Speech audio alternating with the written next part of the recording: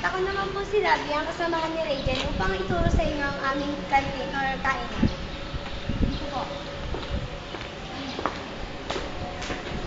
Dito po ang aming kantin. Dito po kayo, ito po yung aming kantin din siya. Kasama po siya sa kantin na dito po kayo bumibili ng aming gagamitin or mga kakulangan or tinatawag natin school supplies para sa araw na kung wala tayo, pwede tayo itong bumili. Kompleto din sila ng mga bilihin or tinda. Ito naman po, dumako naman po tayo sa aming bilihan ng lunch araw-araw o kahit sa dessert. Ito naman po, may wala na pong tao, pasensya po.